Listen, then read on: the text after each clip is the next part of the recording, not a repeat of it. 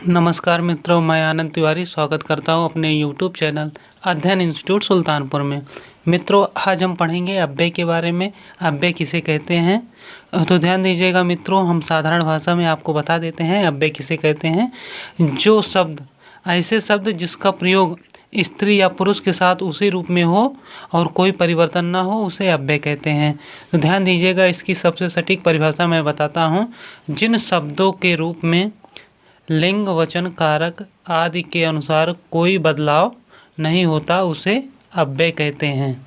ध्यान दीजिएगा मित्रों, अव्यय दो शब्दों से मिलकर बना है, आ और व्यय। आ का मतलब होता है न और अव्यय का मतलब होता है खर्च। मतलब जो न खर्च किया जा सके उसे अव्यय कहते हैं। तो ध्यान दीजिएगा, उदाहरण हम आपके सामने प्रस्तुत करते हैं।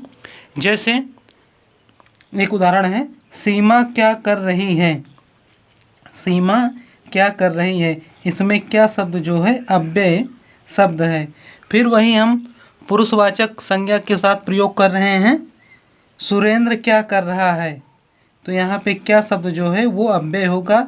ध्यान दीजिएगा, यहाँ पर पहले में सीमा के साथ प्रयोग हुआ, दूसरे में सुरेंद्र के साथ क्या का प्रयोग हुआ, और दोनों ही स्थिति में क्या में कोई परिवर्तन नहीं होता है। मित्रों, यही ध्यान दीजिएगा, अव्यय ऐसे ही शब्द होते हैं। अव्यय की कोई निश्चित संख्या नहीं होती। क्या नहीं होती? निश्चित संख्या। निश्चित संख्या नहीं होती। फिर एक उदाहरण आपके सामने लाते हैं।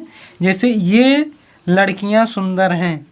फिर दूसरे शब्दों में ये लड़का सुंदर है।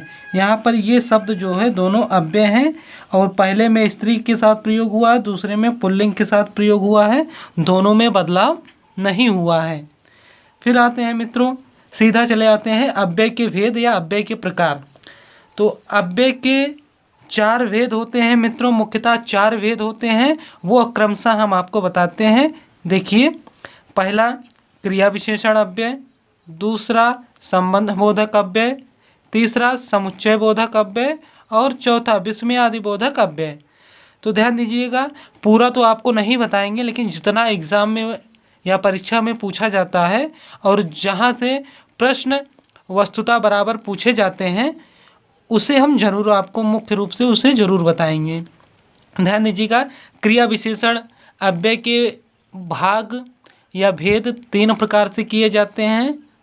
पहला रूप के आधार पर, दूसरा प्रयोग के आधार पर, तीसरा अर्थ के आधार पर। फिर आते हैं संबंध बोधक अव्यय पे। संबंध बोधक अव्यय का भेद 3 प्रकार से बताया जाता है, प्रयोग के आधार पर, अर्थ के आधार पर, व्युत्पत्ति के आधार पर। अब ध्यान दीजिएगा मित्रों, समुच्चय बोधक अव्यय का कोई भेद भी नहीं पढ़ना, सिर्फ यही जानना है समुच्चय बोधक अव्यय किसे कहते हैं। विस्मयादि बोधक अव्यय में सिर्फ यही जानना है विस्मयादि बोधक अव्यय किसे कहते हैं, और कुछ नहीं पढ़ना इसमें। फिर आते हैं क्रिया विशेषण अव्यय में। फिर से आते हैं रूप के आधार पर। इसे 3 प्रकार से बांटा गया है। पहला है मूल क्रिया विशेषण, दूसरा है यौगिक क्रिया विशेषण, तीसरा है कारण क्रिया विशेषण। फिर आते हैं प्रयोग के आधार पर क्रिया विशेषण अव्यय के प्रकार। इसमें मित्रों इसे 3 प्रकार से फिर बांटा गया है प्रयोग के आधार पर। पहला है साधारण क्रिया विशेषण अव्यय, दूसरा है अनुबद्ध क्रिया विशेषण अव्यय, और तीसरा है संयोजक क्रिया विशेषण अव्यय। फिर आते हैं मित्रों अर्थ के आधार पर क्रिया विशेषण अव्यय के प्रकार। इस प्रकार 5 प्रकार से बांटा गया है। पहला है स्थानवाचक क्रिया विशेषण अव्यय, दूसरा है कालवाचक क्रिया विशेषण अव्यय, और तीसरा है परिमाणवाचक क्रिया विशेषण अव्यय, और चौथा है रीतिवाचक क्रिया विशेषण अव्यय। ये तो हो गए मित्रों अव्यय के प्रकार। हमें अव्यय में बस इतना ही पढ़ना है, और जहाँ से प्रश्न पूछे जाते हैं उसको हम विस्तृत रूप से बताएंगे, और जहाँ से कम कुछ प्रश्न आते हैं उसे हम ऊपर से ही बताते चलेंगे। उसको बताना ज़्यादा अंदर तक ज़रूरी नहीं है। तो मुख्य रूप से यही इतना आपको पढ़ना है, और ज़्यादा करके क्वेश्चन या प्रश्न क्रिया विशेषण अव्यय से ही आते हैं। तो मित्रों, अव्यय के बारे में ये सामान्य जानकारी हो गई। अब कल हम आपके सामने क्रिया विशेषण अव्यय का विस्तृत रूप लेके प्रस्तुत होंगे मित्रों। तब तक के लिए धन्यवाद, और वीडियो अच्छी लगे लाइक शेयर कमेंट ज़रूर कीजिएगा। जो हमारे चैनल को ना सब्सक्राइब किए हों तो कृपया उसे सब्सक्राइब कर लीजिएगा। धन्यवाद।